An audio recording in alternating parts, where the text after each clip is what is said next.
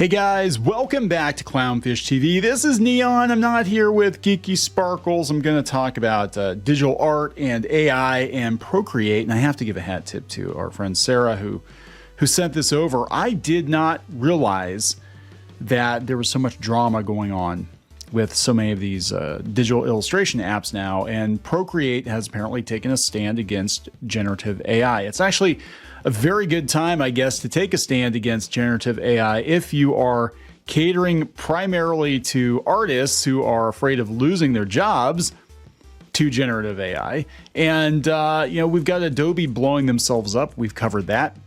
And this seems to be a direct response to the Adobe situation that Procreate is not going to use generative AI. Now, look, I'm not, and I've said before, obviously, if you've seen some of our thumbnails, I'm not completely against generative AI. However, our thumbnails are disposable, right? It's a very disposable thing. It's like, okay, I don't want to use a copyrighted image and I need to get an idea across and, whatever. Like, people watch our videos and, a day or two later, nobody's watching it.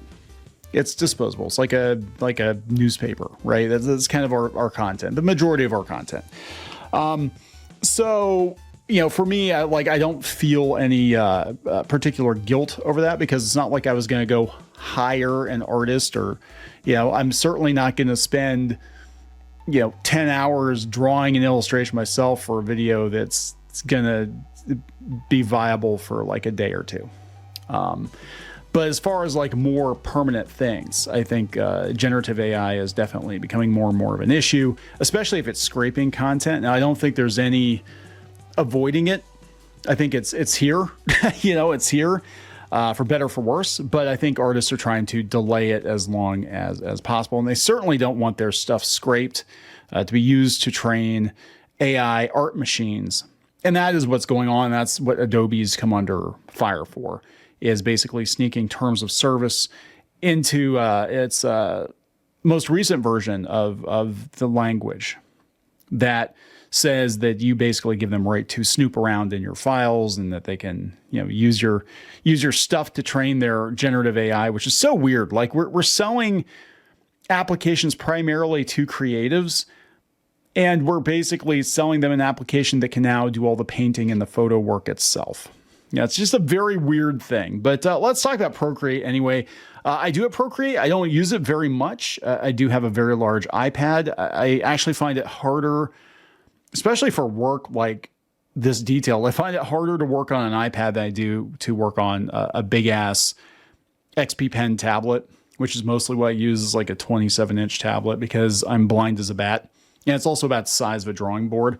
But there are a lot of people out there that swear by Procreate. So let's talk about this and see what they have to say about it. They're trying to tap into that market, as is Affinity Creative Suite. They're not using generative AI to the best of my knowledge. Now, I think if people want to add a plugin that maybe does some AI stuff and they're cool with it and the terms of service are clear, I think that's okay, right? But let's look at this article. This comes from TechCrunch. Before we get into it any further, please subscribe for more pop culture news, views, and rants. Guys, you'll get a woohoo from me. Woohoo. No, my woohoos are not as good as Geeky's, and I'm not going to replace her with generative AI, so don't worry about that. This is coming from TechCrunch. Procreate takes a stand against generative AI, vows to never incorporate the tech into its products. They vow never to do that. So guys, if 5 years from now they're like, hey, Procreate AI is on the way, you can point this out and say, hey, yeah, you said you weren't going to do that. Popular iPad design app Procreate is coming out against generative AI, they said, and it has vowed to never introduce generative AI features into its products. The company said on its website that although machine learning is a compelling technology with a lot of merit, the current path that generative AI is on wrong for its platform. There's been a lot of backlash to Adobe. And Adobe was kind of the canary in a coal mine. It's like, hey, what happens if we just have, this software suite that we've been selling to creatives? What if it just creates its own content? And we don't even need the artists anymore. It's like, well, who are you selling this to then? So it's just good business to be like, yeah, we're going to protect artists jobs because that literally is our client base. That's literally our customer base. Procreate goes on to say it's not chasing a technology that is a threat to human creativity, even though this may make the company seem at risk of being left behind. Procreate CEO James Cuda released an even stronger statement against the technology on X on Monday. I think he swears. Let's listen to this. Are we rolling? There you go. You've been asking us about AI. I usually don't like getting in front of the camera. I prefer that our products speak for themselves. I really fucking hate generative AI. Wow. I don't like what's happening in the industry. Really I don't effing like hates what it's it. doing to artists. We're not going to be introducing any generative AI into our products. Okay, then. Our products are always designed and developed with the idea that a human will be creating something. We don't exactly know where this story is going to go or how it ends, but we believe that we're on the right path supporting human creativity. All right. Well, I think that's a pretty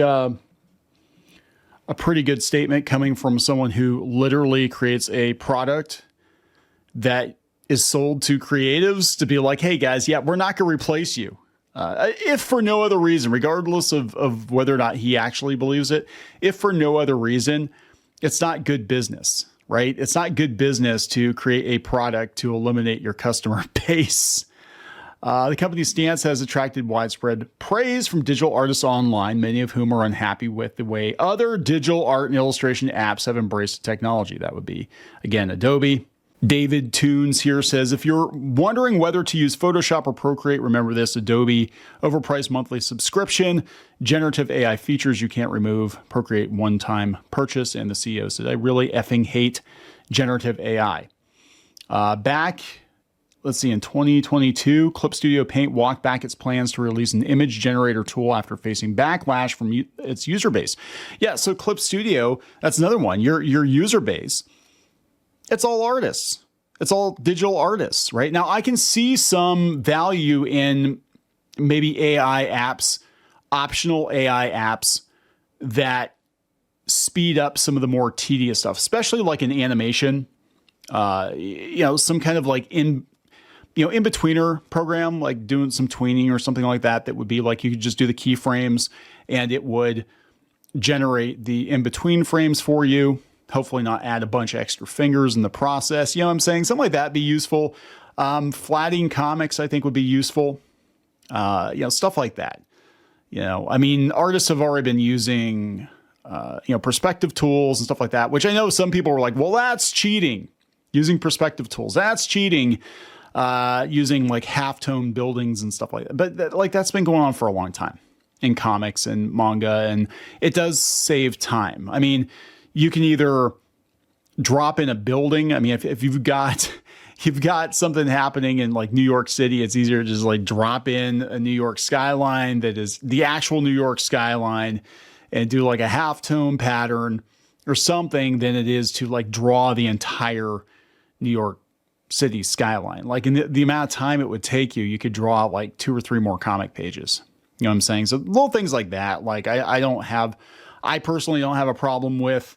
Artists have been using references for a while. I know there's a whole big discussion now on whether or not artists should use any 3D assets or whatever, but this is actually very common in manga, especially when you're dealing with real world vehicles or technology or something like that. But you do have to make it convincing. It should be used as reference and not just be like drop. I don't think it should be dropped right into the page or whatever, because it really takes people out of it if it's a totally different style. But that's not AI either, but that is an assist. And I think that is the place for AI in the workflow, is as an assistant, something helpful to help you speed up your creativity, your productivity, not replacing entire art departments, because some bean counter is like, well, I can just, plug in some prompts and get whatever I want. And it's like, no, you still need somebody to oversee it, right?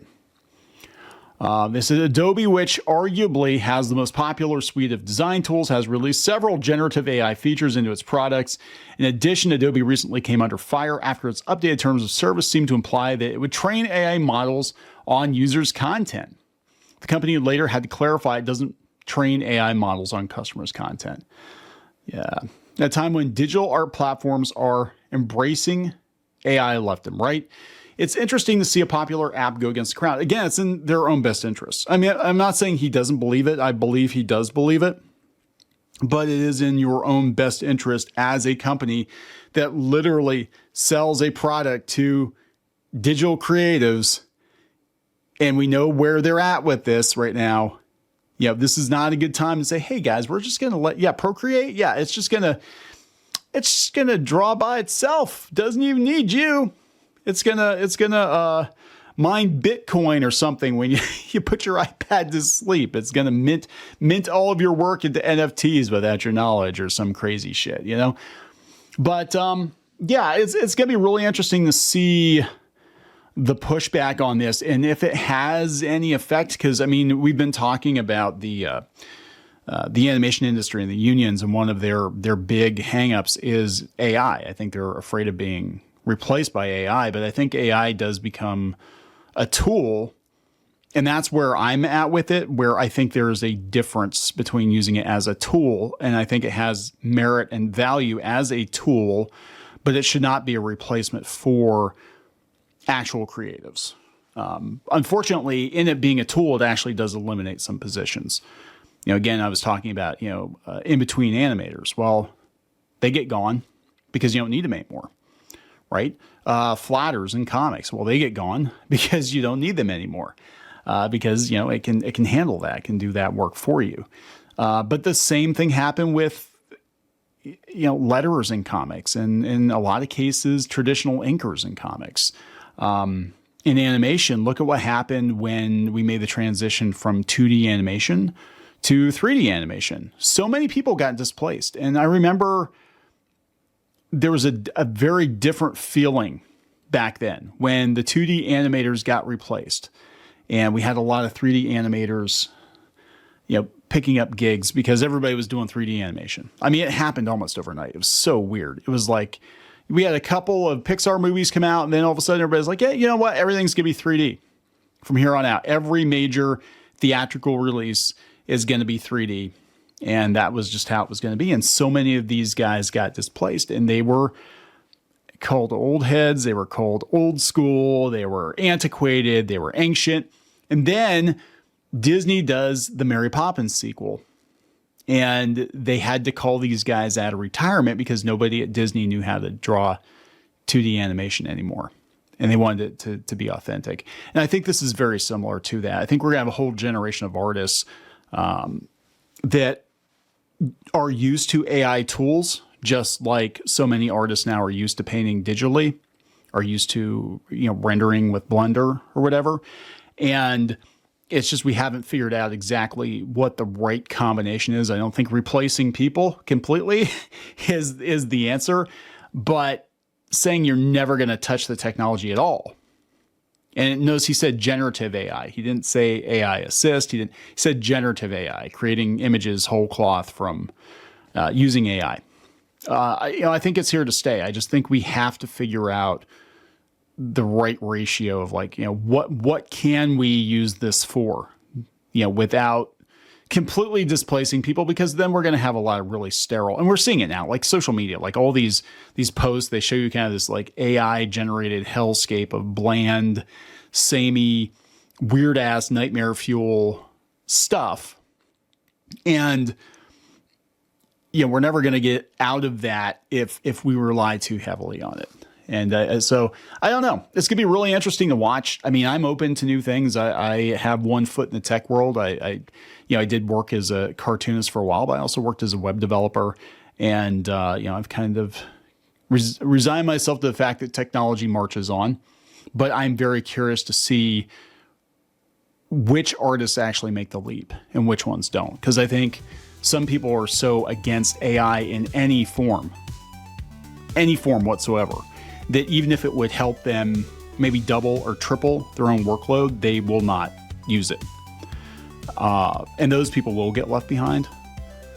So I don't know, but it is good, at least with Procreate, that where the company stands for now, until they sell or something, but where they stand. If you buy Procreate, they're not using generative AI. They're not going to swipe your stuff.